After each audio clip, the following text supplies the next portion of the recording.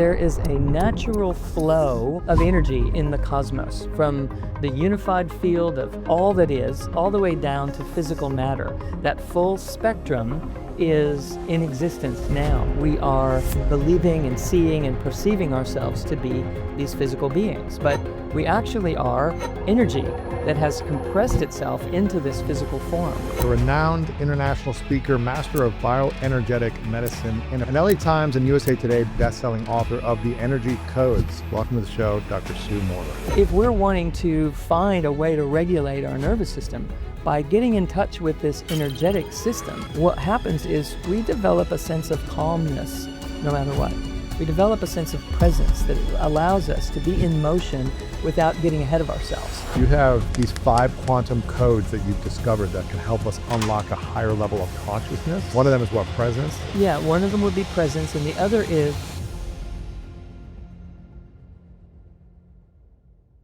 Welcome back, my friend, to the School of Greatness. Today's guest is Dr. Sue Morter, who is a renowned international speaker, master of bioenergetic medicine, and a pioneer in quantum field exploration. She's also an LA Times and USA Today best-selling author of The Energy Codes, and she focuses on teaching self-healing techniques rooted in quantum science and higher consciousness. Welcome to the show, Dr. Sue Morter. Thank you so much. It's a great joy to be here. I'm excited about this. You have these 5 quantum codes that you've discovered that can help us unlock a higher level of consciousness.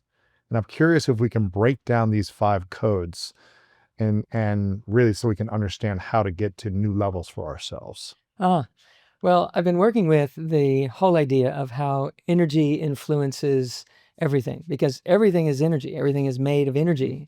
The chair that you're sitting in is actually made of energy. That's just compressed energy into physical matter. Yes. And so our physical bodies are energy just compressed into form, etc. And so for 20 years, I've been working with how to move that energy through our bodies and through our lives, how to really begin to be clear on what this energy is and how we are comprised of it and what it influences in our bodies. So I've written a couple of books. One is about 7 different codes, and the new book is about 5 more of those codes.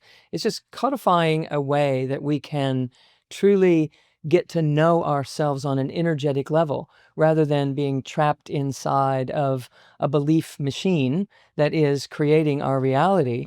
There are energies that can really allow us to change our beliefs, to change our ways of being, to change our habits and patterns if we tap into these energetic frequencies that are moving through the body. So if you could kind of think about it like acupuncture uses needles to reroute energy through the body to relieve pain patterns or to improve one's health, etc.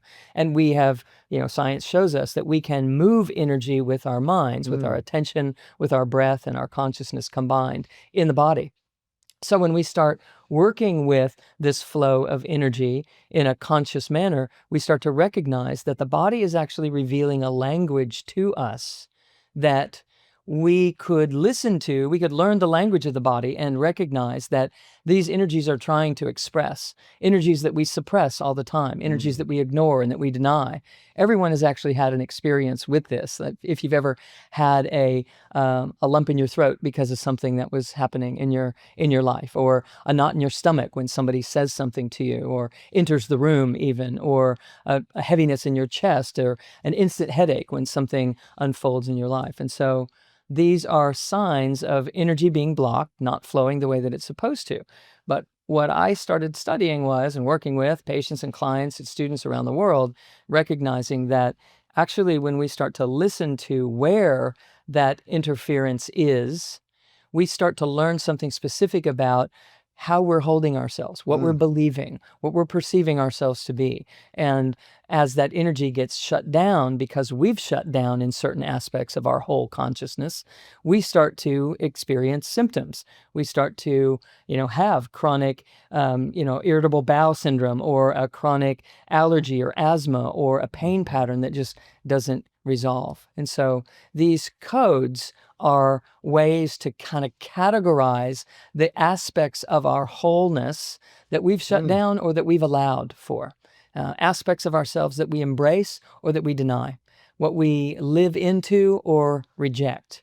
And so Hmm. so these 5 areas that you're referring to are aspects of presence. Can I cultivate presence in my life, or do I outrun myself in some way? Am I outrunning something because I had some experience earlier in my life and I don't know what to do with it? It's unresolved, and so I'm out there outperforming and out working toward achievement, but actually outrunning something that I've been hiding all my Not actually life. facing the thing that we're afraid of or ashamed of or Yeah. resentful of. Right. And not only facing it, but like embracing it.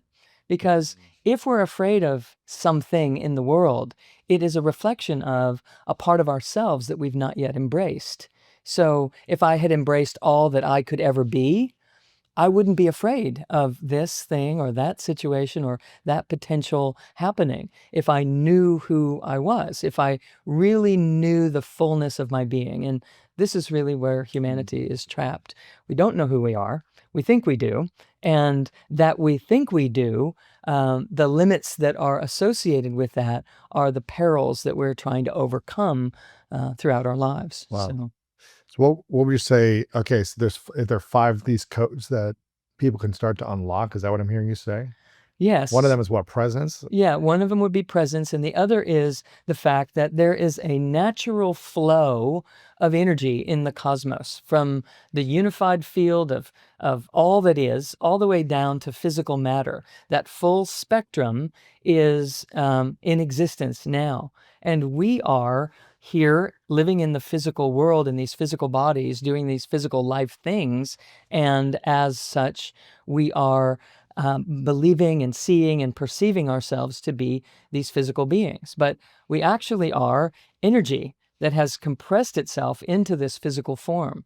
So there's also a version of us that is not physical. There's a version of us that is invisible energy, truly. It is this invisible energetic template that builds the embryo in the developing womb, in the fetus. And so there is an energetic compression that is happening that brings us into this physical world. And it does so by a series of compressions and expansions, and compressions and expansions, and compressions and expansions. And so, for instance, it shows us that there is a pulsation in the developing embryo before there is even a heart to beat. Before there's a heart to beat, There's there's a like a pulsation contraction. in the body. And it's not it's an energetic pulsation, like a heartbeat, but there's no heart beating for an additional, 4 weeks Really? before it develops. And Is this so a or you call it a contraction? Is that what you call it? Or it's a pulsation. pulsation? Is the pulsation happening because it's inside of the womb that is pulsating it? Or would this pulsation happen if it didn't have anything surrounding it? Well, it pulsates in a petri dish if it's in Really? vitro. If it's not in the Just womb, sitting there in a it's petri an dish. energetic Really? pulsation that, It's like you can see it pulsating, yes, but there's no measurable. heartbeat. No heart to beat. There's a Well, pulsation. I guess it's alive, right? So it's Yes. expanding, It's it's the life growing. force. That's what It's growing. So there's some type of energy in there. It's that energy that I'm referring to. So that energetic presence is available to all of us. It's what we're made of. It's what we're here. It's how we're here. It is that essence of life itself, and we're turning it on. I'm curious.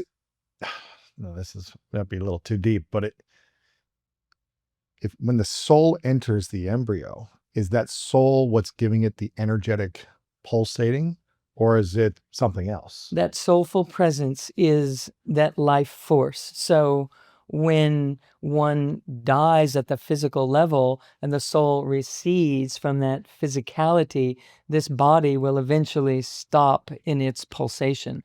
And that intelligence builds the body. It is an innate intelligence that is developing 2 eyes, 1 nose, 2 ears, etc. It is developing the systems of the body. It remains intact and developmental throughout our lives. It develops a master system that then generates the nervous system and generates the hormonal system and the immune system and the digestive system, the respiratory system. All the systems of our body are under the management of this master system that maybe you're referencing as this soulful presence. But what we know is there is a systematic approach to the life force that brings us into physical matter. And that systematic approach is running our lives now.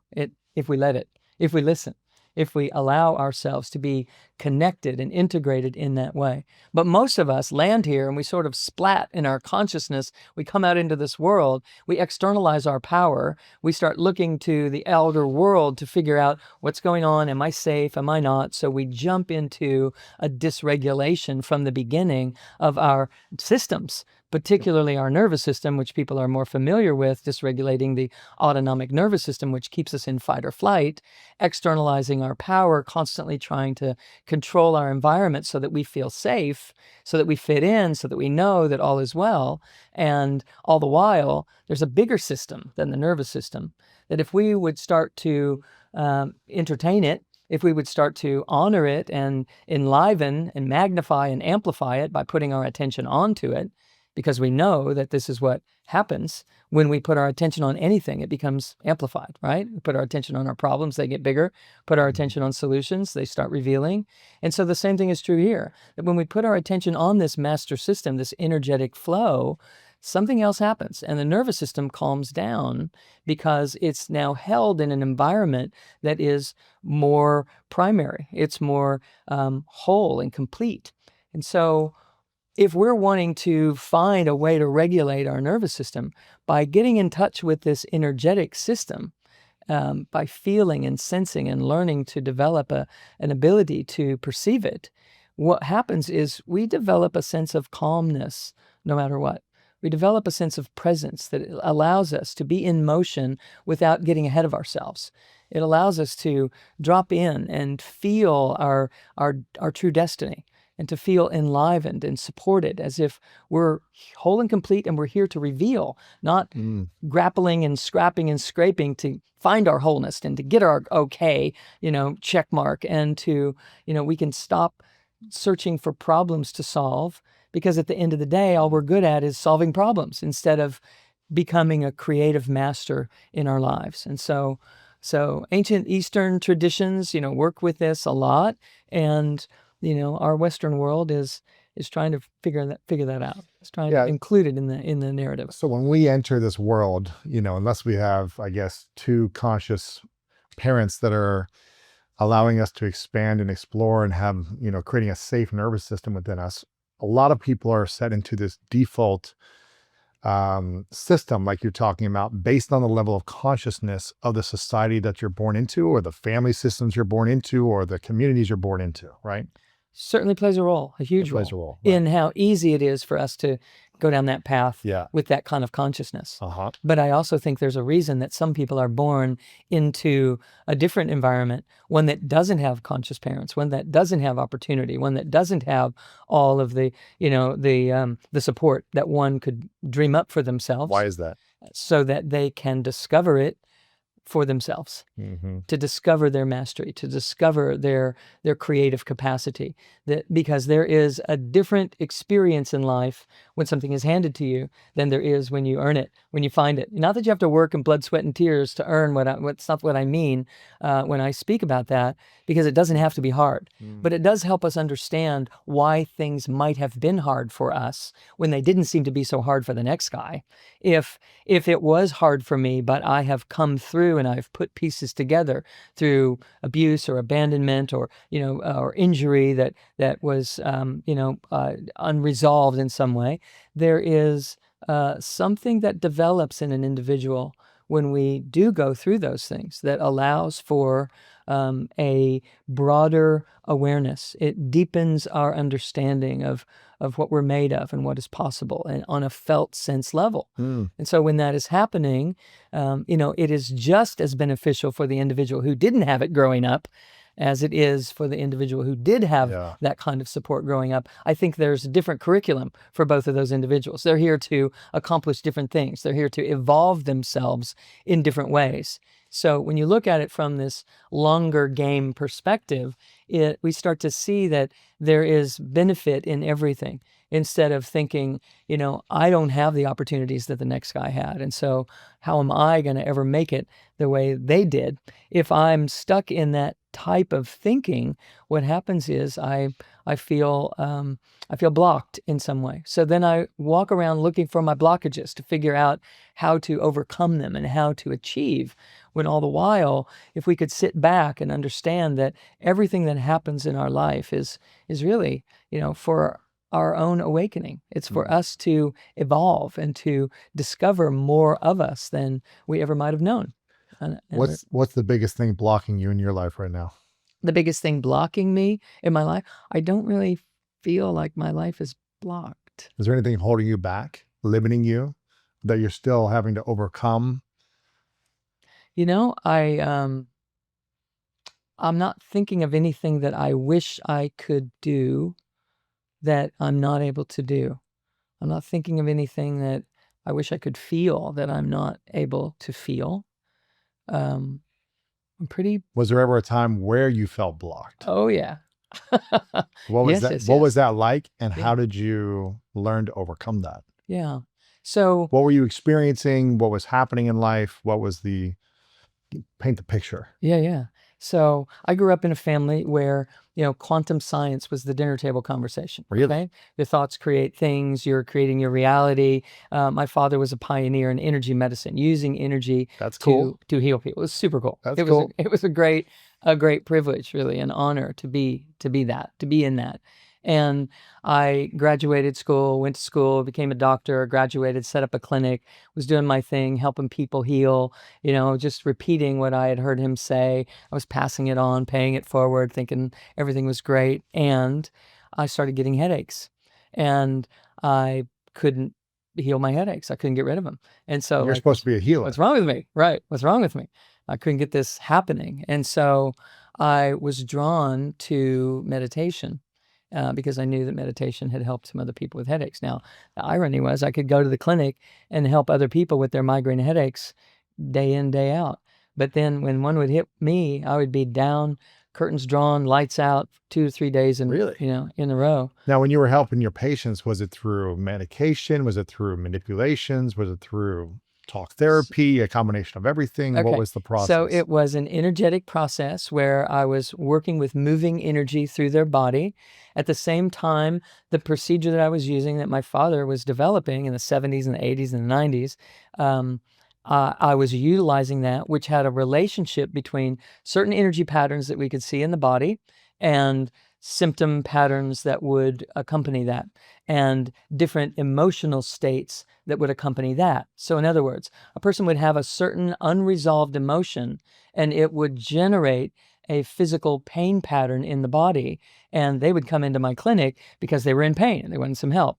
So we would use this modality to determine what were the emotional states behind the scenes that were unresolved, that were blocking energy and creating pain patterns and dysfunction in the system. So this emotional relationship to the physical, expression was a direct correlation. So we were working with that, and it would work beautifully. People that had migraine headaches for 28 years, they would come and get treatment sessions, 3 or 4 or 5 treatment sessions, and it'd be done after years of suffering with this. And so I started getting migraine. So you were able to do that. You were able to help them heal, but you weren't able to do it for yourself. Right. Well, I hadn't put my finger on it, right? I couldn't figure it out. I couldn't figure out what was the relationship inside of my life, what was going on inside of me, because it was subconscious. And this is what we're all dealing with. The issues are suppressed into the subconscious rather than operating on a conscious level. Most people, if they know what their issue is, they get busy trying to forgive it or release it or I don't know. I terms with feel it. like sometimes people know and they like to hold on to it. Well, yeah. They hold on to Well- this person abused me. This person abandoned me. My parents neglected me. Yeah. This person cheated on. They love to hold on Right. to the victim energy Yes, there's a that juice gets in a that. certain validation or a certain approval to, I guess, I don't know what it is, a certain praise almost, by like holding on to it, Yeah. as opposed to saying, okay, this happened, but it's not going to define me. Yeah. This is a part of the story that where I learned how to create boundaries. I learned how to forgive, something that was challenging for me. I learned how to self-parent when I was abandoned, whatever it might be. Exactly. And I'm not saying I'm perfect at this. I've, held on to victim energy of the past many times in my life, and it didn't serve me I know. energetically. There's a juice to it. Yes. What happens is we're actually gathering energy into our system. There are little packets of energy, packets of consciousness that really comprise everything that we know, everything that we see, everything that we experience is energy. And these little packets of energy, we'll call them photons, these subatomic particles.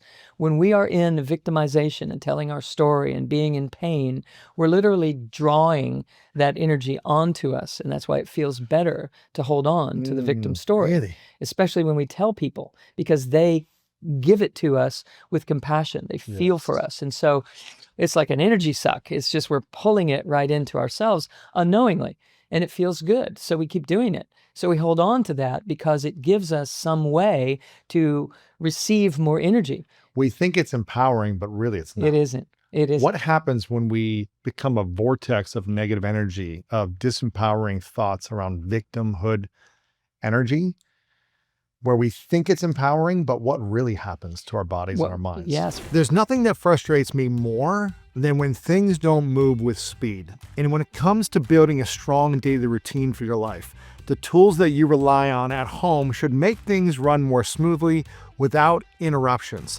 And that's the thinking behind T-Mobile's 5G home internet. And big news, T-Mobile now has the fastest 5G home internet according to the experts at Ookla Speed Test. Setup is so quick and simple. No technician needed, and you're online in 15 minutes or less. And the price comes with a 5-year price guarantee, so you don't have to worry about unexpected price hikes down the road. And when I'm working from home, my internet does a lot of the heavy lifting. It's prepping for the next show on the School of Greatness, uploading files, I'm doing Zoom calls, I'm doing meetings. All these different things are all happening, and I need them to happen fast. And with T-Mobile 5G home internet, things move fast and stay smooth. Pages load quickly, files upload successfully, and I can stay focused without constant interruptions. It makes a big difference. Visit t-mobile.com/home internet to check availability today. Price guarantee exclusions like taxes and fees apply. Fastest based on Ookla speed test intelligence data, second half of 2025.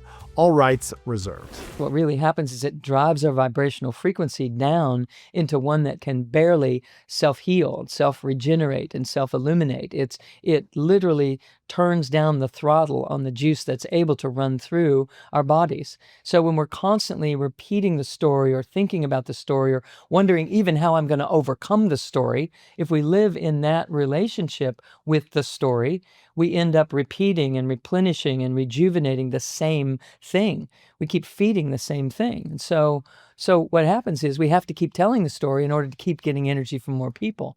But it ultimately will only allow us to heal to a certain level, to accomplish to a certain level, because full wholeness, full healing, full success and abundance and flourishing vibrates at a totally different frequency than that victim story. So at some point, we're going to max out. We're going to hit the ceiling on what we're able to accomplish when we're holding on and repeating the story, etc. So it's all about allowing a way to vibrate at a higher frequency without faking it. There's this idea of fake it till you make it, but I find that people who are actually doing that end up in the scenario that we're talking about. Because if they're faking it, there is a part of them that doesn't really authentically feel this yet.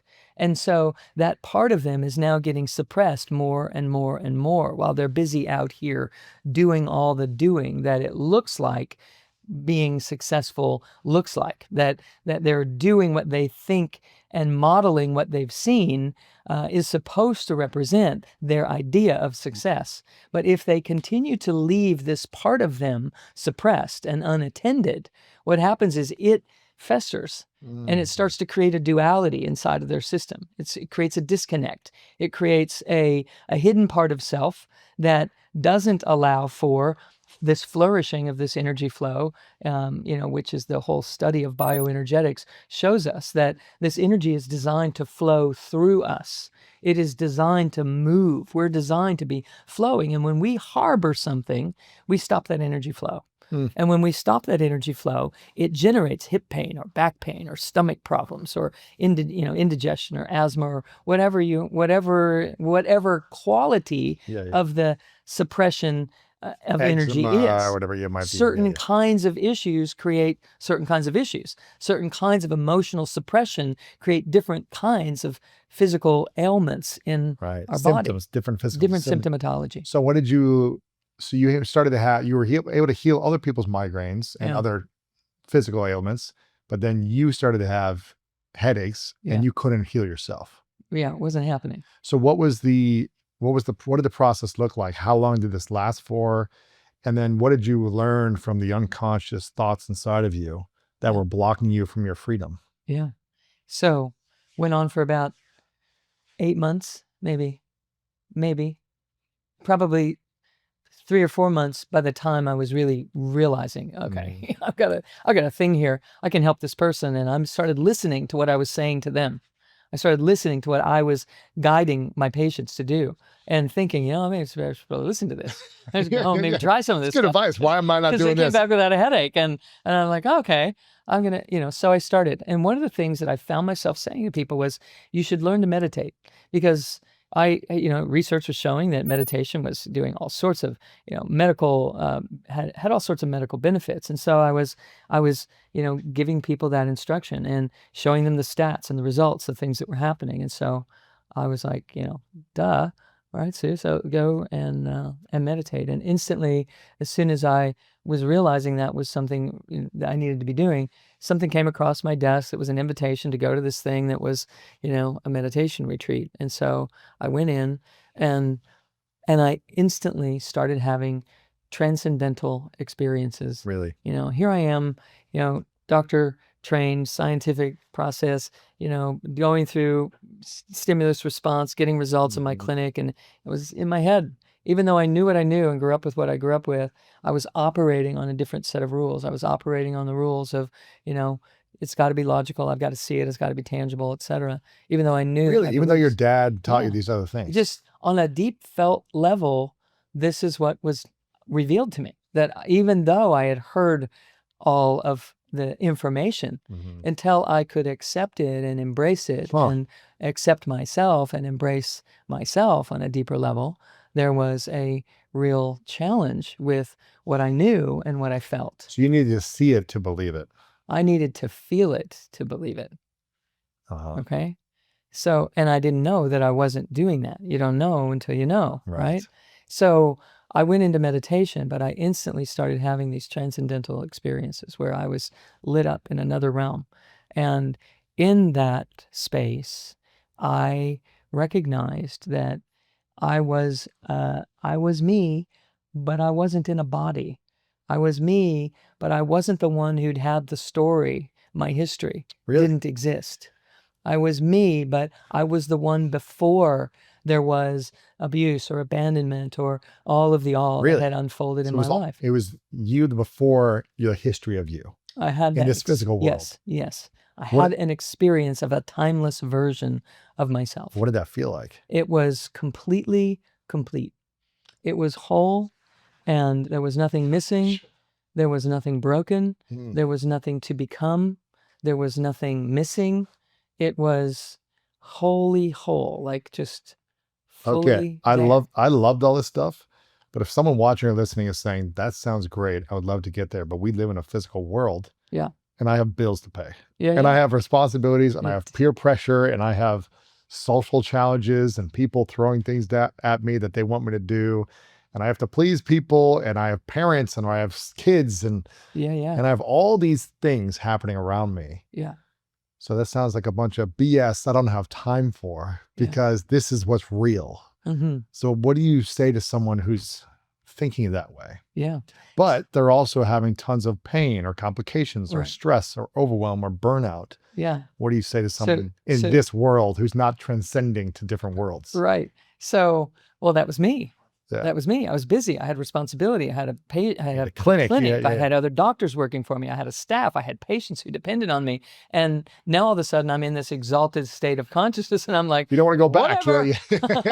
You're like, And I so, want to stay here, this right. meditative Yes, place. absolutely. And I realized that, the end of the day, I have to bring this into the world. Yeah. It's not about escaping. And we have a Wow. culture right now that is really obsessed with escaping, like in Mhm. whatever way that we can, and moving into out-of-body experiences people are looking for with psychotropics and Yeah. things like this. And we're trying to escape into meditation. And really what we're supposed to do is move into those states, discover a version of ourselves, and insist on bringing that version here Integrate. into the real world. Integrate. Embodiment is the key. If we're not embodying, we're just escaping, and we're actually creating more problems for ourselves. If someone, listening or watching says, you know what, all these psychedelic drugs, I see so much research on the benefits of them, so I'm just going to keep doing them, whether it's a microdosing state or I'm going to do them every month, for weekend retreats, and just go to different worlds of my mind because the science is showing that it's starting to have some type of healing benefits, or I'm going to do alcohol or I'm going to smoke weed because it got some benefit here. What do you say to those individuals that love external substances to create transcendental experiences? Yeah. Until they can bring those transcendental experiences into their life and actually show up for the relationship or show up for the job or show up for themselves in a deeper way, they're actually going to need more of that by the end of the year than they do right now. I see it all the time. They used to go once or twice a year to their journeys. Yes. And now they're Every month. now they tout that, I'm there on a monthly basis, or meeting someone who says I've done this, 250 times. And, I used to say this to my patients in the clinic that, if the supplements that you're taking are doing you any good, you should need less of them a year from now. But they would come in with a grocery bag full of supplements. And so I knew that they weren't getting at the cause, that they were treating the symptoms. And so oftentimes, everything outside of self is you're potentially treating a symptom if you're moving too far out of self, mind, body, breath, right in here. We have the ability to transform. We have the greatest pharmacy inside of us. Yes, we do. You don't need to go out. I'm going to say never, but I feel like a lot of the times we can heal ourselves with what's already inside of us. Yes, we can. We are built whole and complete. And if we're not aware of that, we are scraping and grappling for something that gives us some sense of a version of that momentarily. And so what we have to do is learn how to come home to that self and really build the neurocircuitry to be able to support, sense, feel, and perceive. We are 10 to 100 to 1,000 times more sensory than motor in our nervous system. We're sensory beings. We're supposed to be sensing and feeling and perceiving. And if we were perceiving the truth of who we were, we wouldn't be stressing out to the point that we're out there overperforming and overdoing and overtrying in order to accomplish something that we think we're supposed to. When I returned to that state, when I was in that state, there was nothing missing. And so the truth of me is that my job is to live into that and to allow it and to allow that version of me to show up in life without questioning and doubting and suppressing and doing all the things that we've learned to do in order to present in some way that we think we're supposed to. So when we start to learn to do that by bringing our attention back onto the self instead of being externally oriented and constantly motivated by just what the Joneses are doing or what the other guy is up to, if we stop and feel what's really going on in here, we learn a whole lot about and turn on that pharmacy. We turn on that chemistry that is allowing for healing and transformation inside of ourselves. Right. And creativity and idea generation. Creative genius, if we'll just let Yes. it, if we'll sit and let that happen. What would you say then is the root cause of all disease? So there is an area of our system where we are operating either in a healing, filtering, cleansing mode, or we're operating in fight or flight, high performance, run from the bear, fight the bear, etc. And so if you think of this area in the brain as a trap door between our conscious and our subconscious, we have to keep the trapdoor open between the conscious and the subconscious if we want healing to happen. If that trapdoor slams shut, we lose contact with what's really needed, with what's really trying to resolve, what's really eating us up inside. We become in touch with it if the trapdoor can remain open. So I'd say that the number one cause behind all disease is unresolved emotion. It's unresolved emotion which blocks energy and keeps us from flowing and healing. When the energy is moving, we are healing. When the energy gets blocked, we're breaking down in some form. So what is the main cause of blocking energy inside the mind or the body? Unresolved emotion. Unresolved emotion. So what does that look like? You had an experience, you didn't know what to do with it. You had a reaction to it, you didn't know what to do with that, so you just suppressed it and went on. Because we're taught to be, broad shoulders, be tough, go get them. And if we're capable, I mean, I was a capable kid, so I could, broad shoulders, I could go make it happen. I could handle it. And how that person hurt me, I'm just going to keep moving. whatever. How that person lied to me, it's not going to get in my way. All right, I'm gonna keep nothing's going. stopping me. All right? Interesting. And then all of a sudden I ended up with migraine headaches that I couldn't go back. So what was the emotion that you were blocking or that you were not The processing? number one, it was a kind of a collection of emotions. It was truly an acceptance of self, of who I am. You didn't accept yourself. I didn't accept myself. What is the thing about you that you didn't accept? All kinds of things. I just inherently had an idea that I was supposed to be different than I was. Why? Where did that come from? I don't know. My mother was the valedictorian of her class. My father was the salutatorian of the same class. They were brilliant people. And so I was raised in this environment where everything was known.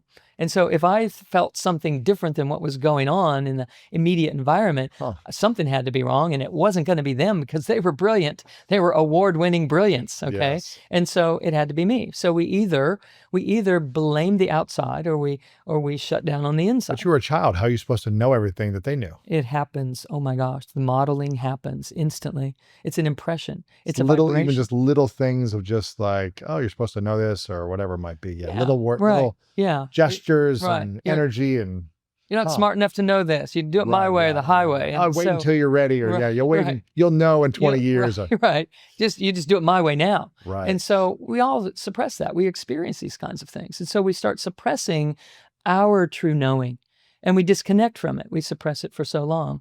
And so then we start slamming shut that trap door between the conscious and the subconscious, because the subconscious is supposed to come conscious. That's what awakening is. That's what we're here to do. We're here to allow what's subconsciously buried inside of us to come up and out so that it's free, so that we're free, so that we're not hiding, so that we're not afraid, so that we're not outperforming or outdoing or trying to outlive some vision or view of ourselves that we think we're supposed to be. That whole image of the self that is killing us. So when we learn how to bring it home and to feel and to live into the truth that is happening here, we start to gather that energy. Those little photons start to gather and they start to become amplified because we're paying attention to that. We've got our mind on us instead of on other. And when our mind is on the truth of me, it starts to become amplified. And when that truth is amplified, it starts to rise up and kind of open that trap door. There are basically three brains in our system. There's a brain in our gut and a brain in our heart and a brain in our head. And the brain in our gut is served by these little antennas through epigenetics, which, beautiful studies. Epigenetics, little antennas on the surface of the cell that pick up on the vibrational frequency of their environment. And then they report that information inside the cell. And we produce chemicals based upon that messaging. And those chemicals rise up through the system in the form of hormones and neurochemicals, etc. And they pass through this heart, this brain in our heart. And the brain in the heart has neurotransmission creating capacity. We build chemistries in the heart. We didn't know that until more recent years. And so inside of that, through what has heart and meaning to us, we build chemistries based on that, which then rises to the brain in our head and transcends the primitive brain and allows us to move into our high brain centers where creative genius resides. And if we're not listening here and here, we're not amplifying that deep guttural core wisdom that's trying to rise up to the heart, and we're not listening to our hearts, what happens is we get stuck at this primitive brain level. So we're convinced that we have to go out and survive and, and get up earlier and do the thing and make it work, etc. When all the while, what's trying to be revealed is, you've got this. It's okay. your way is fine. It's enough. You're enough. You're more than enough. So I wasn't making that connection. I was living in my head, which is why I got headaches. I blocked the energy in my head, too much energy in my head, not allowing it to circulate in the way that it's designed to be circulating and throughout the whole system. This energy is designed to land here in the term of billions of bits of information that are bombarding us every millisecond. And it's supposed to be translated by these little cells in the body. The body literally carries the wisdom. And if we're just living in our heads, we're not here in the body to glean from the wisdom that's on the rise. And so there are levels of consciousness, aspects of our wholeness that are here in the body, that if we're living down inside the body, we can sense it and we can feel it. And we can learn to allow it to contribute to the wisdom that's on the rise. And when we allow it to be amplified, we speak from that place. So it's the equivalent of accepting oneself, but we're not in our heads trying to learn to love ourselves. We're in the body feeling it. We're feeling the love. We're being that loving presence. And that is the greatest wisdom and power on earth, amazingly so. So I understood it intellectually. Right. And so I was getting headaches because I understood it intellectually. I wasn't in my body with it. So when I had this transcendent experience, I realized this is amazing. And it didn't change my life. You weren't on a psychedelic with the trance. No, you were no. meditating. No, yes. I sat down and closed my eyes. Breathing. Yes. I was breathing. Breathing. So you had an out-of-body experience or a transcendental experience. Yes. Where you didn't feel yourself. You didn't body. You didn't have a body and no form, no time, no senses, nothing. Nothing. Well, I had senses in that I could see the earth beneath me, the size of a marble. Okay. I could see in 360 degrees around me. And a light so brilliantly bright, it was 10 times brighter than the brightest day in the desert I'd ever seen. I was like, it's amazing. Wow. If I had free will, I could take a breath. I could breathe big or breathe small. And there was this this translucent, iridescent pink blanket of a horizon. And every time I took a breath, this horizon would rise up. And then when I would exhale, it would lower. And it was just this amazing presence. And I knew that I had always been there. And I knew that this was the truth of what we are. And that this project down on earth was the thing I was doing. That this is who I was. And this was what I was doing.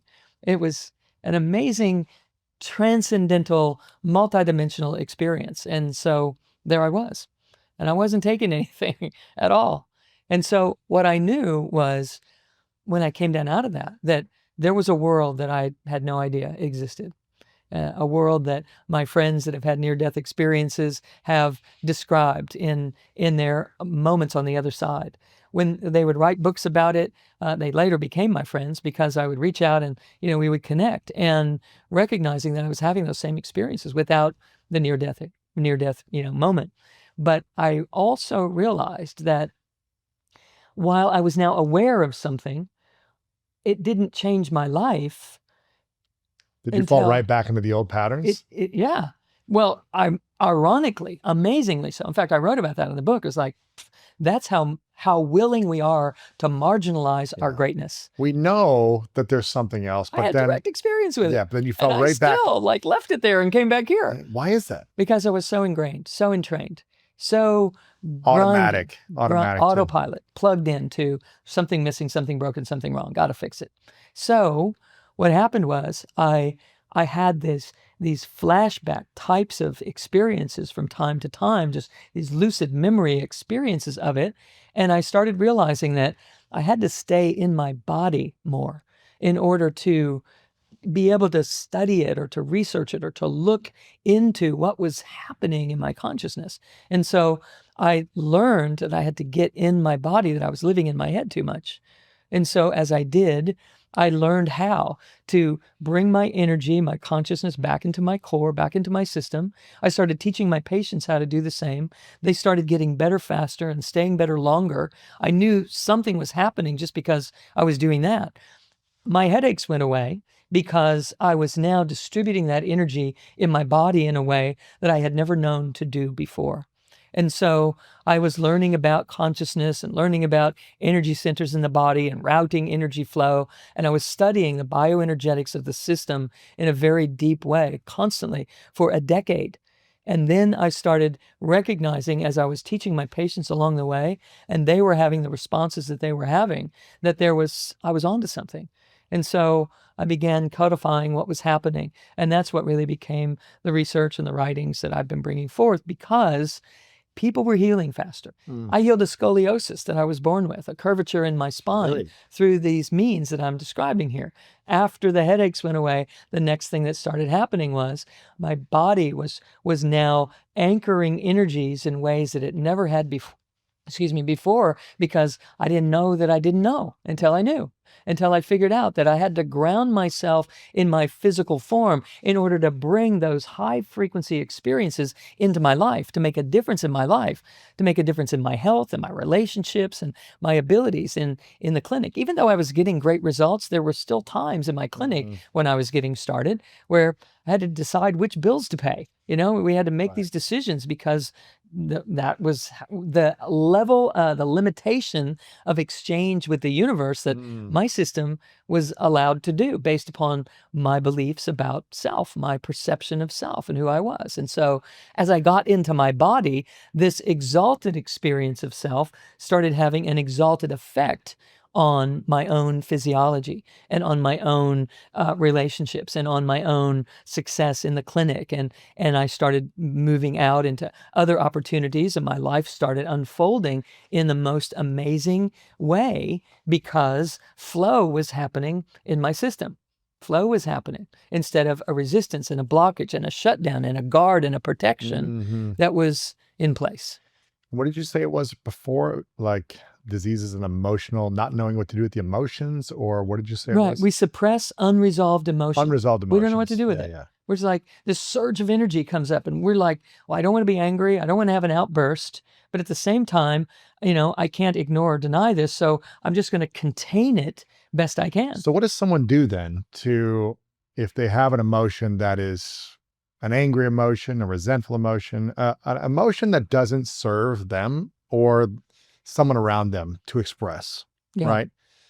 How do they express an emotion in a healthy or conscious way if they feel like they've been hurt, if they feel like something wrong has happened to them? Yeah. How do they express that so it doesn't stay blocked and they allow for flow to occur? Yeah. The School of Greatness is brought to you in partnership with Airbnb. Now, I'm a big fan of Airbnb, and whether you travel a little or a lot, time away always brings a fresh perspective.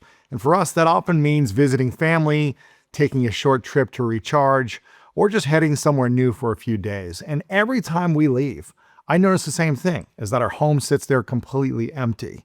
And that's why we've started hosting all of our properties on Airbnb while we're away. It's a practical way to make use of the space instead of just having it sit there alone by itself.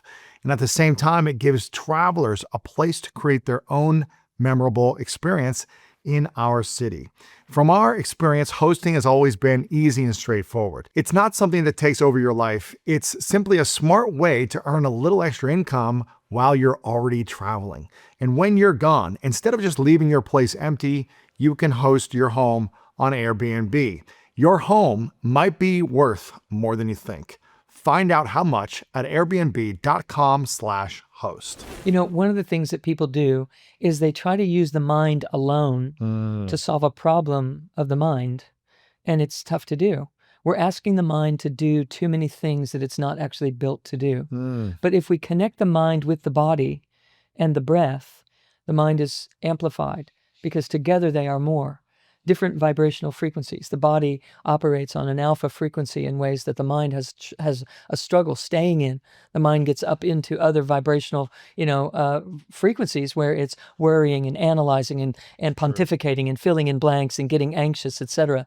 And so when you direct your mind's attention onto the body, what begins to happen is it starts to slow the mind. Just like slowing your breath will slow the mind. When you slow your breath, it slows the mind. And when the mind slows, instead of it, generating a frequency like this, it starts to generate a frequency like this. And there's more spaciousness between the thoughts. So we don't have a knee-jerk reaction into, saying something or doing something that we don't want to say or do, even though we want to say it or do it. And so what happens is it brings us into this calmer state.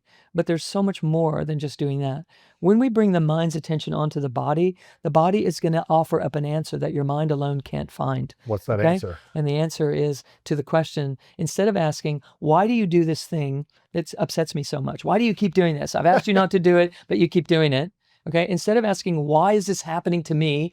What is wrong with me? Instead of asking why questions, we need to ask where. Aware questions. Where? Where in my body do I feel the charge in this moment where this person is doing this thing or the situation is going this way? And here's why. Different areas of the body are associated with different levels of consciousness, different aspects of our wholeness. In other words, deep in the rooted core gut, right in the pelvic floor, is our rootedness. And if we're enlivened there, we are knowing that this is our gig. We're okay. We fit in. This is our game. It's not me fitting into somebody else's world. I have a contribution. I have a place here. I belong, right? The next one up is this deep core wisdom that is available to us. It's a nurturing presence that is sort of a gathering space where wisdom really resides. And so if we're enlivened just below the navel, we're allowing our deep wisdom to stir. And if we're enlivened just above the navel, just right where the ribs splay apart, there's a version of personal power that we have access to without trying to be strong. It's just an inherent strength and presence that is a part of who we are in this world. It's inherent in our system.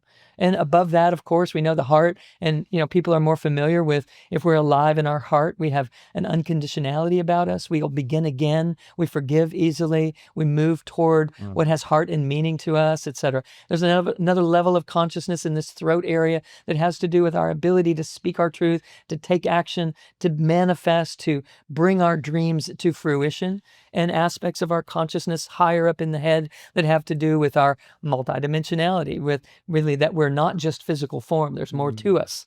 And that's where this trap door is, that if we allow this trap door between the conscious and subconscious to open, it will be opening because we're integrated in these in a systematic way. And so by doing so, when we're triggered, if we ask, where in my body am I triggered? Where is this? Is it here? Is it here? Is it here? Is it here? And if at first we start asking that question and we're like, I don't know, I got nothing. If we keep working with it, what happens is you'll notice that your mind immediately goes to an area of the body that the body has not been animating like it could, like we haven't been living in that area. Your mind is going to go there because the mind and the body and the breath were originally designed to work together. But we split off and just operate on the mind alone. We are identified as a mind. We get controlled by our story. We're using the mind, trying to outthink ourselves, and it's tough to do. It's about, breaking old belief patterns, etc., and using the mind alone is tough. But if we will say, where in my body could I activate additional levels of consciousness and turn them on that would allow me to better handle this situation, the system is going to answer the question instantly. It's pretty crazy. So all of a sudden you'll be like, I don't know, I'm asking the body, where could I build the circuitry to better handle this situation? And my attention is right here, but I don't feel anything. And then they'll realize, oh my gosh, there's some attention going on right here, or there's some attention happening right here. There's something stirring in my gut right now. And all we have to do is start paying attention there.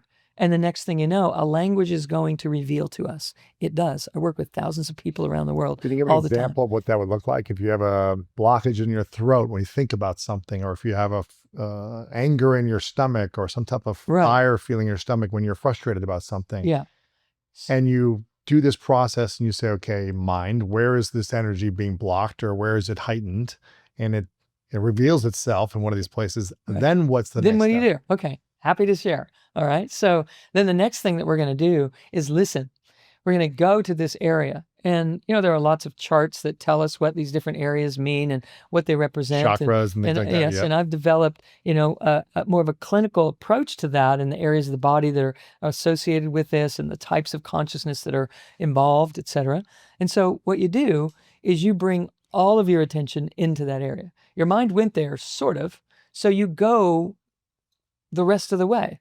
You like bring all of your attention into this area, whether it's in Do you here, focus on the whether it's in pain or the here, frustration of the person or the event or the area of the body.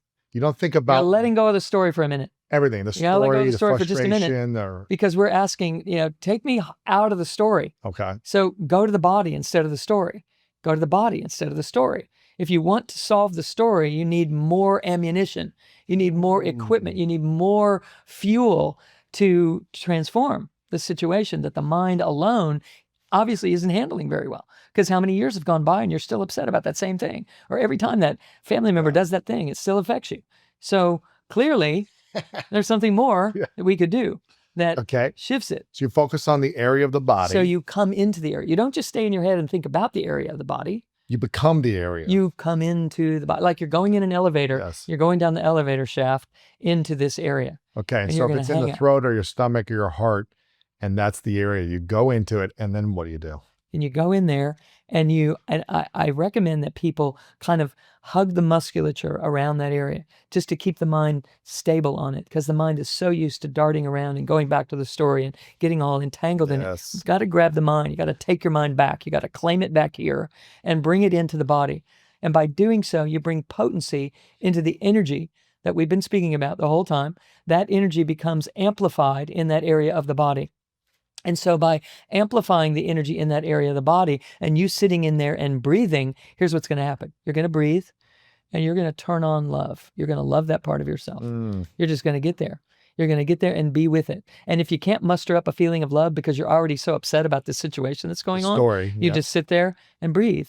Sit there with it and breathe. And if you'll breathe in just a few deep breaths while you're anchored in this area inside the body, what begins to happen is you'll feel an energetic shift. You'll feel something start to feel calm. You'll feel something register, like something let go, something just released in some way. And so instead of letting go of the story, what you're doing is you're coming inside your system and you're activating the parts of your system that made you react to that situation. You reacted to the situation because you weren't enlivened in this part of your consciousness the way that you're meant to be. You weren't in flow. You were blocked. Exactly. And the pain went to that blockage and stayed there and heightened. Yes. The energy blocked. It might create pain for somebody, but it might just create weakness for somebody. It might create a different thing, just depending on insecurity, doubt, whatever. Any number of things can respond because of this. So we actually attract circumstances into our lives that will draw our attention into the body to activate these levels of consciousness that we've been dormant in. And so the things that trigger us are actually setting us free if we use it this way. You follow? You follow? I follow. I mean, there's a quote you have in your book, page 85 of the new book you're talking about, The Anatomy of Awakening, that says, the mind isn't here to run your life. It's meant to serve your unfoldment as creator. Its highest use isn't to think better thoughts or stop overthinking, but to remember who you are and to focus awareness where it matters most for your evolution. So it's speaking into like that trigger is supporting you in becoming a better version of yourself. Yes. If you allow it. If you allow it to. If you allow it. Right. So, what we're talking about, to put that in context, is it's not that positive thoughts and higher thoughts don't serve us. We certainly know the research shows that it does. But it is about not allowing yourself to override a negative thought. Don't just push it aside, because there's nowhere for it to go. So what's more important then? Focusing on positive thinking or eliminating negative thoughts? It's about not judging them. Either one? It's about allowing all of your thoughts to be valid. And when you embrace the one who's thinking a negative thought, the version of you who's thinking a negative thought, when you love that one, love the negative thinker. Really? They'll stop thinking negatively. Really? Because the reason they're thinking negatively is to protect themselves. And the reason that they're protecting themselves or thinking that it's necessary to protect themselves is because we've suppressed the rest of who we are. And so we're not operating from a place of wholeness. If we were operating from a place of wholeness, we wouldn't think negative thoughts. But it doesn't mean that when you think a negative thought, you're supposed to throw it aside and just keep thinking positive thoughts, because that creates duality. It creates addiction. It creates all the stories that we have seen where great people have fallen because something was not integrated. It creates disintegration. So what we have to do is take a look at, what is this negative thought about? Let me just love you. Let me just see, what the heck is that about? And if you will, take it to the body, learn to build the circuitry. Where can I build the circuitry to unpack this thing so that I'm not outrunning it anymore? I'm embracing it. Because when it's integrated, it's going to actually contribute to something amazing about us.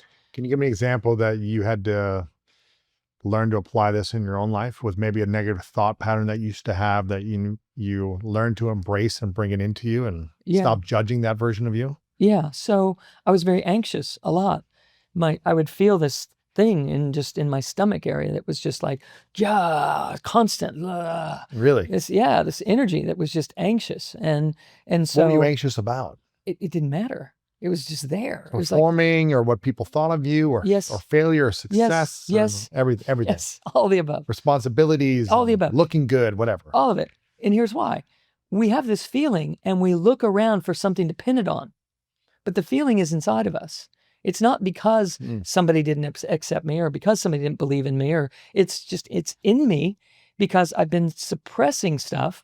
And so my system isn't trustworthy because I'm denying stuff. Right? You're not trusting yourself. Not trusting myself. So, and you're not trusting anyone else also. How could you? Yeah. Because you don't trust you. If you can't trust here, you can't trust there, because that's just a reflection of what's going on in here. Wow, that's true. We're walking around in a movie that we're all projecting collectively. So if I'm not allowing the movie to pour through me in an integrated fashion, I'm going to experience a disintegrated movie. It's going to reflect back to me. Also that I can see that I'm not integrating within myself. So it's all feedback to allow us to heal ourselves, to allow us to wake up.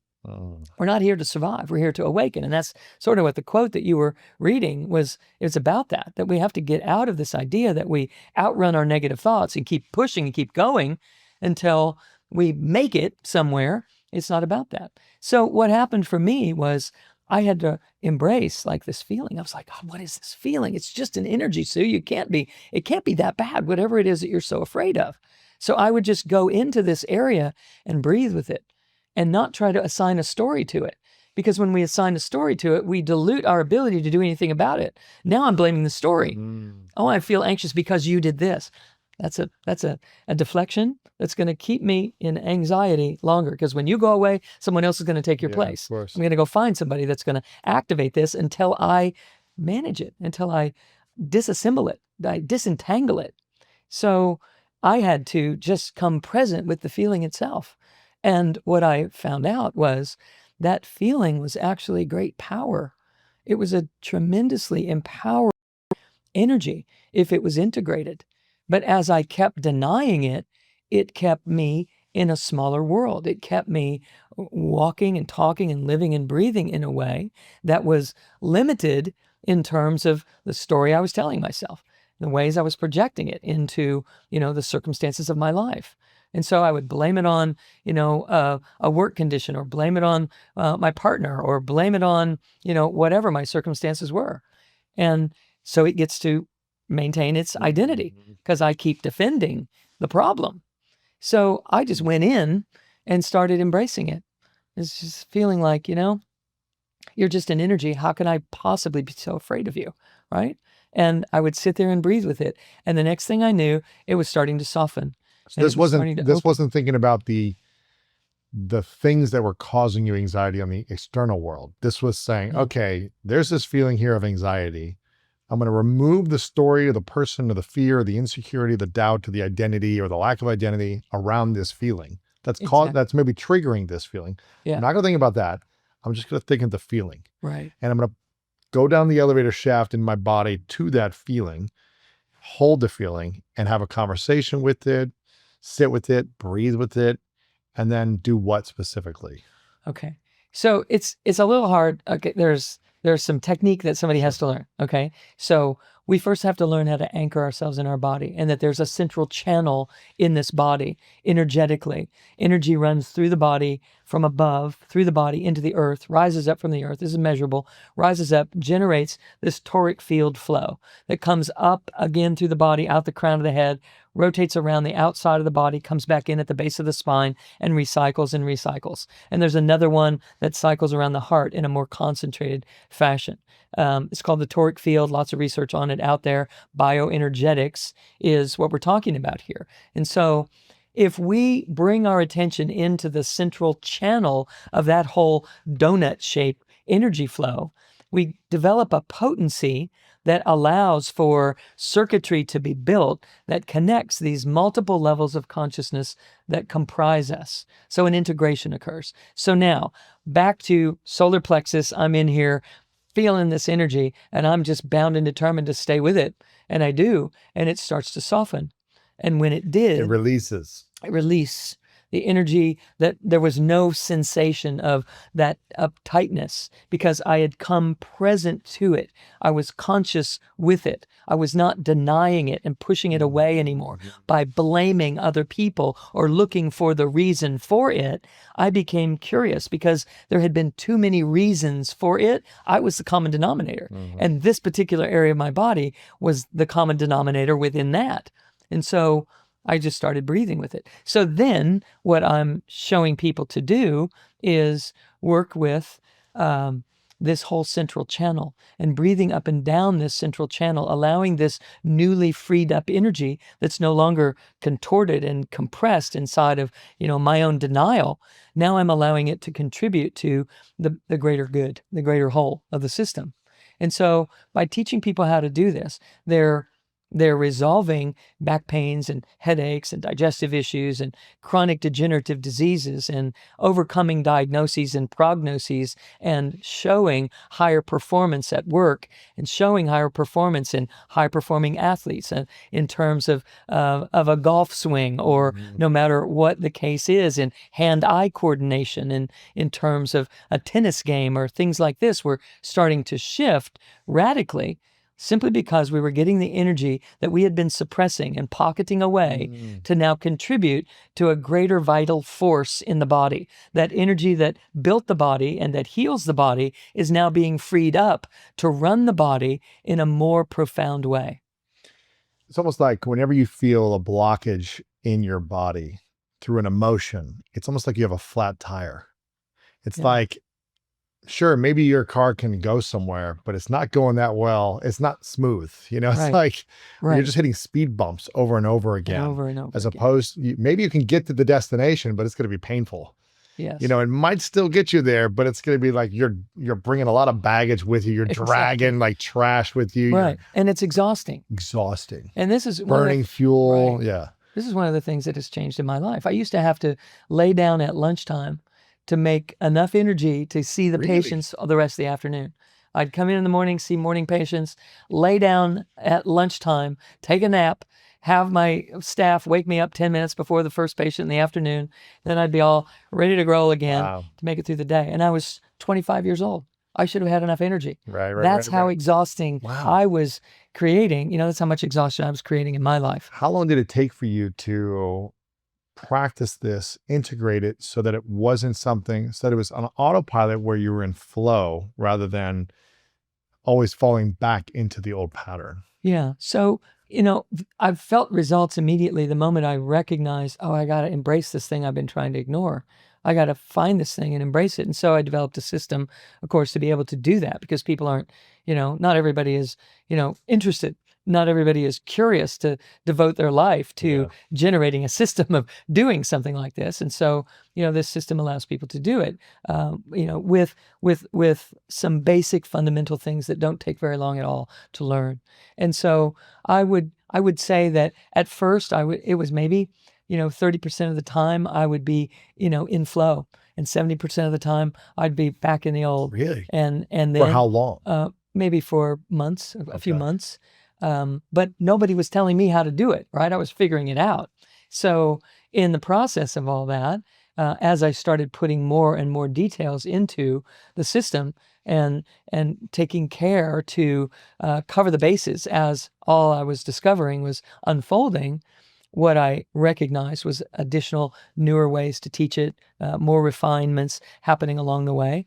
And so now when I teach people to do this, they get results instantly, and they're maybe triggered maybe 5 to 10% of the time, instead of the flip side of that, how people are operating. Is people are operating from a stimulus response, nervous system based reality, and there's more to it than meets the eye. And if we would allow that to come into the mix, it's easier to change. Instead of us living life from stimulus and response, how should we be living life?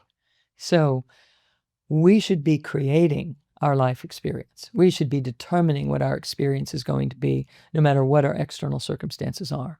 So this work was really about learning to manage your internal environment regardless of your external circumstances. And that has to do with energy flow and becoming present with yourself in ways that you haven't been, and unpacking these things that we've been denying, that have been shoving down energies that we actually need. Those energies that are now freed up carry me not only through a day of treating patients, which I'm not in the clinic anymore, I'm teaching on a regular basis, but I can teach. I was speaking with you before we got started, 7 days in a row, and when it's over, I could start again, because there's so much energy flowing and there's so much passion about it that it ignites this thing that I'm not running on mental activity. I'm running on a flow of energy that comes through my system, and I'm just steering it, and I'm teaching other people how to do the same. That's that's the most empowering others. Most rewarding thing. Now, I can already imagine someone in the comments saying, oh, my wife or my husband needs to learn this because they have a lot of blockages and whatever. Can already see people saying, oh, I got to get someone to get this book. I got to give this to someone that I know is struggling. But you're saying at the beginning also that we're already whole and complete. So how do we come from a place of knowing we're whole and complete, not trying to fix someone else that we also know might be suffering or going through their own pain, that doesn't want to listen to that friend or partner or spouse? Yeah. How do we empower the people we care about the most to set themselves free if they're not willing to? That's a great question. And what I find is the most effective way to make a difference in the household is to do the work ourselves. And we transform, we shift. The energy that vibrates off of us, emanates and radiates from us, changes. And the people around us start to notice that, and we start actioning differently. And we stop over-trying and overdoing and overgiving, and we start taking care and integrating and empowering. Just being. And that energetic dynamic shifts. And pretty soon people become curious, like, what are you doing? What are you doing? Something's different. Something's different about you. And now they're open. But they're not open until they're open. And so the best way that I find for people to open is for those that want someone else to open, to become what it is that they want to see in their partners or their family members or their coworkers, etc. So if someone is feeling stuck in repeating patterns in their life that are limiting them, whether financially, emotionally, relationships, would you say that's a mindset issue or an energetic issue? Yes. Both. It is both. So the mind is energy also. It's just that when we identify as the mind alone, we rule out other energies that could be helping the mind create these breakthroughs, or to change these habits, or to do these things differently, to perceive oneself differently. We have to be something different on the inside. And what that means is not that I have to change, it's that I have to allow more parts of me to be in the conversation. I have to allow more of me to be present in my decision-making moments. I have to allow the stirring of energies of my own deep core gut feelings, my own internal wisdom, to have a bigger voice. And when we're living in our heads, we tend to suppress everything other than what looks strategically like the smartest and safest thing to do in this moment. And so we build a life based on strategy instead of a life built on wisdom and flourishing and abundance. And so when we learn how to enliven these parts of us, they have a bigger voice and they're contributing, and the mind starts to notice. In fact, we're even training the mind to bring them into the conversation. When we take our attention to the body, that's exactly what we're doing. We're saying, hey, what do you have to say? What's going on down here? What's happening here? And the vibrational frequencies ground the mind. The vibrational frequencies of your gut, they ground your mind. The vibrational frequencies of your solar plexus, they ground your mind. Interesting. Your heart grounds your mind. So now your mind is thinking differently. Or it enhances the fear in the mind if that energy is blocked, right? If you're like Yes. energy in your gut is blocked, your heart is blocked, your throat is blocked, your mind is going to be racing, anxious, thinking about what is this thing that's causing me this pain, this frustration, this, I need to go fix that thing externally, right? Or I wish that wasn't happening, or I wish my boss didn't say this, or I wish that my spouse would, whatever, do what We're they're at the supposed to whim do. of the outer world. Yeah. And Not a good idea. So then the mind is going to be racing because of that energy. Because we're shut down here, now it's all up to the mind. Now I got to use my mind for everything. To outthink And that's exhausting. And it generates, anxiety even more. And it generates all sorts of short-fused, issues that people have of impatience and intolerance and judgment and so forth, because the mind is going to start ruling out everything that is too much work for it. And it's going to make everybody wrong except for these few things. And so it generates this dualistic reality, trying to narrow down your options so that it can keep track on what you need to do next to be successful. And it's shooting itself in the foot. It's survival mode versus creator mode. Yes. Right? It's like, how do I survive and accomplish versus how do I come from a place of harmony, integration, expansion, and creation. So think about it. When one feels whole and full and complete, what you want to do is share, right? And open doors for people and be there. And when one doesn't feel that way, they're looking for what's in it for me. How can I get something? How can I survive? How am I going to get through the next week? And so what we're doing is opening that trap door and allowing ourselves to not be stuck in this fight or flight, autonomic nervous system dysregulation, sympathetic dominance, where we're just on edge, exhausting, running out our adrenals, creating thyroid issues, generating hormonal problems because of it. We have to stop that. And to stop that, we have to do something differently. We have to be something different. And so by bringing the mind onto the body, we allow it to reconvene with a new team member, with new members of a team. Now it belongs to a team instead of being this isolated, separate self. It's having to do everything on its own. The team being the gut and heart as well? As well as the solar plexus, and you bet. Is our personal identity is represented right in this place that was in knots in me. My personal identity is our personal identity is associated with this solar plexus. So if we're shut down there, we're shut down as an individual sovereign presence in the world. And we're constantly trying to fit in and belong and do the right thing and overplease and overgive and overdo. That was... If someone is a people pleaser, or trying to prove their worth constantly, or trying to fit in constantly, what are they saying? What is it that they're really saying? If I'm unworthy, I need you to love me for me to exist. I need you to tell me who I am. I need your approval. I'm incomplete. Why have people gotten to that place? And how do they get back to the place of knowing they don't need the approval of everyone else around them? Yeah. Because it's one thing to say, I don't care what anyone thinks. But usually when someone says that, they care so much what someone thinks, right? That's not it. That's a defiance. That's me relative to something else. And so I think that when we land here, we sort of splat.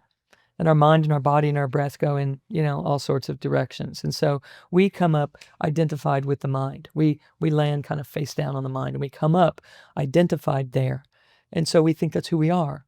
And so that's why beliefs are running our lives, is what the mind believes means more when I'm identified as the mind. But if I pull mind, body, breath together, I'm actually identified not as the mind, not as the personality, but as a soulful presence that is here. And so the closest the mind can get to that is developing the witness mind. The observing mind is right at the edge, at the space between the two, which is why it's so important to develop the witness observing mind. And so what I'm saying is, if you'll direct that witness observing mind to the body and say, where in the body could I build some circuits to better be able to handle life in my wholeness? That witness observing mind is going to develop an ability to sense and feel aspects of your own consciousness that have been being marginalized by you. What is the difference between your mind and your witnessing, observing mind? So the mind has, think of it this way, an analytical, strategizing, thinking mind and an observing, witness, presencing mind. It's all mind, but we use it in one way or the other. And so the invitation here is right when you find yourself using your mind in this analytical, push, drive, strategizing way, let's get the body involved. Let's slow that down because it's driving your life off core, off center, and you're way out here having to make it work. And that's why people burn out. That's why people are, trying to retire and trying to get out of it and finding ways to, try to function in the world that it seems too crazy. It's because they're not grounded in their true timeless present self.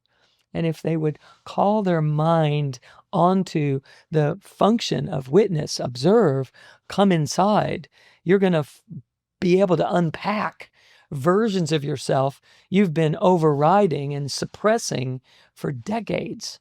And that energy is the energy that you're craving running down the street, overperforming, overtrying, overdoing in a way that is costing you.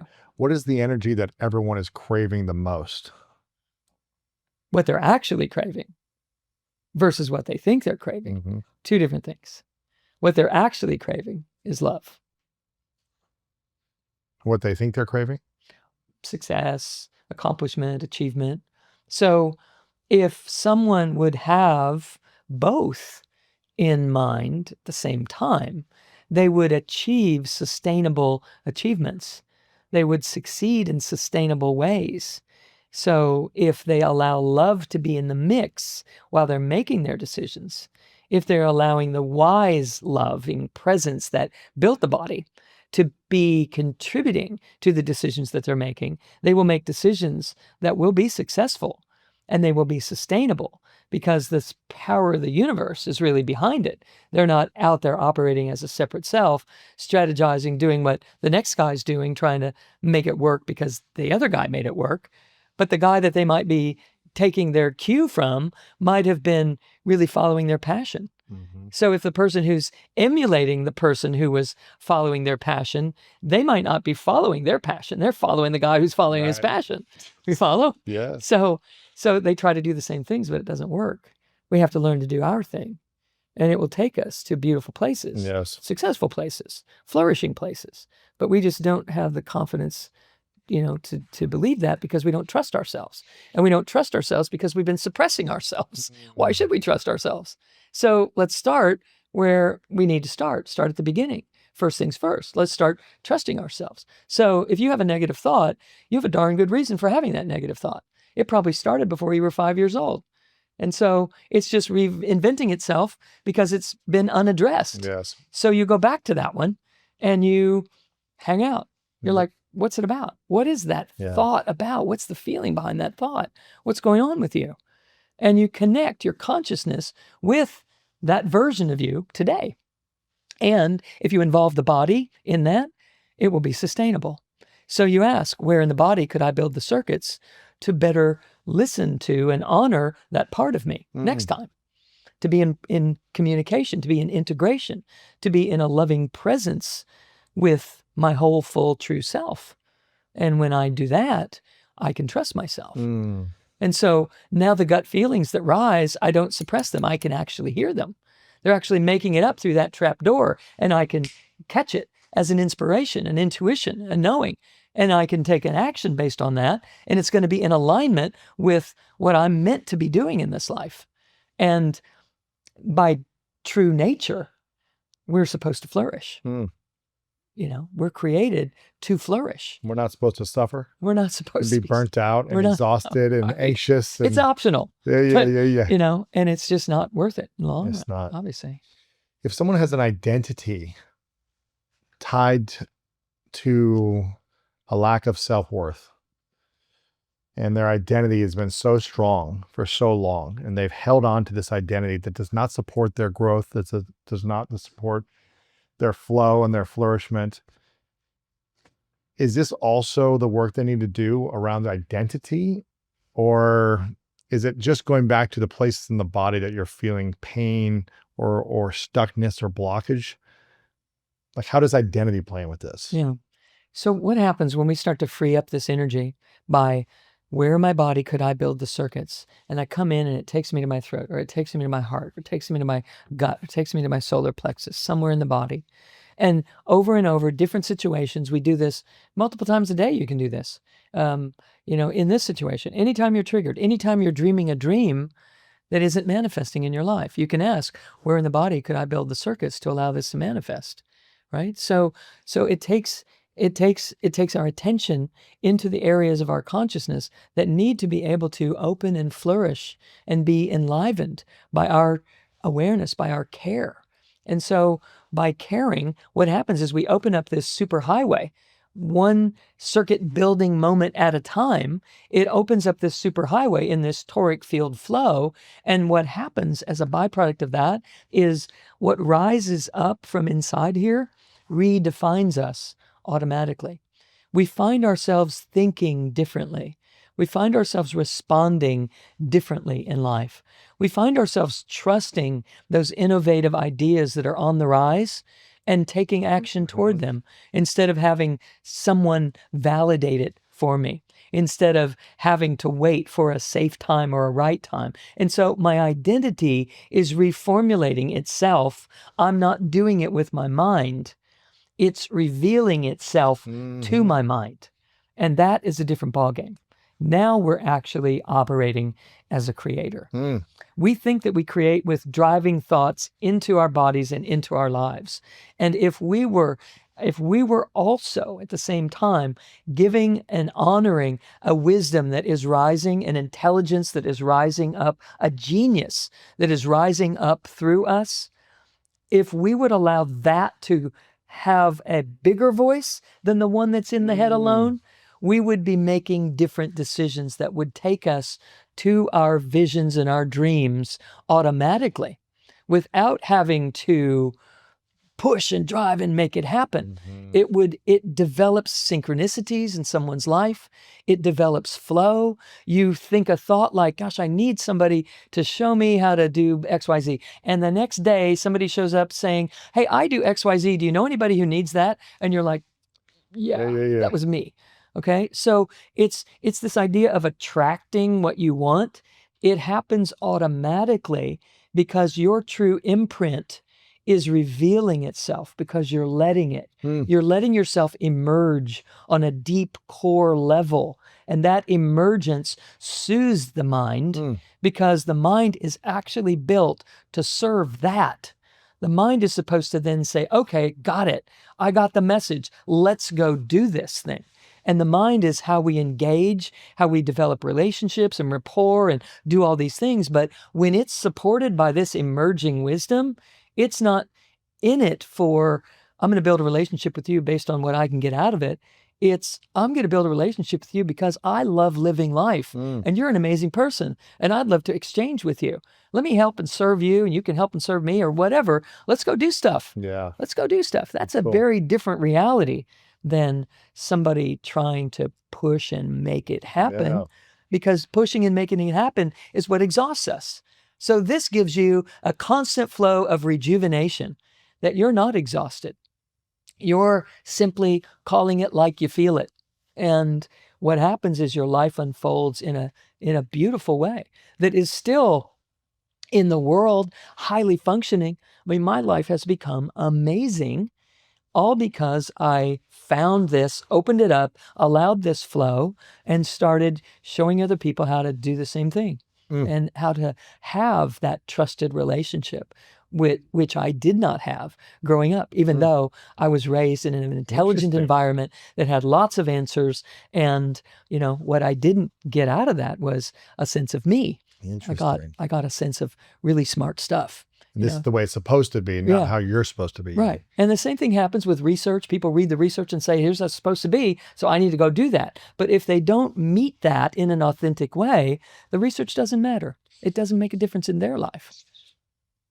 This has been fascinating. I've heard you say that greatness isn't about, or you said greatness isn't something we build, it's something we remember. And in your book, The Anatomy of Awakening, it's coming out right now when this episode will be out. I want people to get this. And when you get the book, there's a free meditation gift as well that people can get. And I believe if you go to drsuemorter.com is where you can get this meditation gift, or at least that's what I was told. I don't know if that's where they go specifically. drsuemorter.com or Dr. Sue Morter on social media as well. So if you get the book and you go to drsuemorter.com, you'll get a free meditation gift as well that will accompany you in this process of trying to help you remember your greatness in the Anatomy of Awakening. I've got a couple final questions for you, Dr. Sue. This has been really inspiring. This is conversations that I love. So thank you for sharing and being a channel of truth and flow. Speaking about truth, I'd like to put you in a hypothetical scenario for a second. Imagine you get to live as long as you want to live, but it's the last day on earth for you. And you get to create and experience all the wonders of this world. But for whatever reason, on the last day, you have to take all of your work with you. All of your written work, conversations, interviews, content, it goes with you to the next place, or we don't have access to it. Okay. But on the last day, you get to leave behind 3 truths, 3 things you know to be true, or from your experience, 3 lessons or 3 truths. And that would get to stay with the rest of us. What would those 3 truths be for you? Wow. Okay. That's a big setup. All right. So the number 1 would be, there's nothing broken, missing, or wrong. All right. And the number 2 would be, trust your inner guidance. And number 3, there's no greater power on earth than the love that you're willing to share. I love that. I want to acknowledge you, Dr. Sue, for being on the journey of empowering people in the lessons you've learned, to helping them free themselves from pain, stress, anxiety, and the limiting beliefs that hold a lot of people back. Because I feel like people are trapped, or have a tendency to be trapped more and more by the pressures of the world, by disempowering media that captivates their minds and makes them live in fight or flight versus creation and freedom. And they get trapped by news stories that hold on to these emotional centers in their body that make them angry or resentful or whatever it might be. And they stay stuck. A lot of people have the temptation to stay stuck energetically.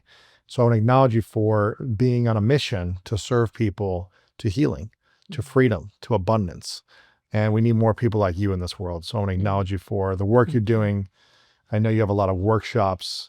You have programs for people if they want to go deeper, but people can check out your book, The Anatomy of Awakening, to get started with their journeys of healing, of reclaiming their energy, coming back to themselves, and integrating all of them rather than just being in their head. So I want to acknowledge you for all of that. And I have, you're welcome. And I have one final question, and that is, what is your definition of greatness? Living into the authentic self. There's nothing greater. We are made of everything. The universe compresses itself into human form, and that is you. And when we allow that to be true, we realize there's nothing missing. We have it all. We just need to learn to embrace and integrate these energies and not be afraid of them. And when we do, we awaken to the greatest version of humanity. And that would be who we are. It's what we're made for. It's what we're made of. Yeah. So greatness is being the true self, far beyond what the personality knows. And so we bring it into immersing itself into this energy and the body will show the mind how to do that. Mm. And when we breathe right with that, we breathe life into the greatness that we're meant to be bringing in this world. There you go. Sue, thank you so much for being here. Appreciate it. Powerful. Yeah. Nobody changes until they change their energy. And when you change your energy, you change your life. And when you're truly focused and you're truly paying attention and you're in the present moment, all of a sudden, you will leave this three-dimensional reality. And when you leave this three-dimensional reality, there's only one other place you go, and that is the realm of thought. And that's called the quantum field. The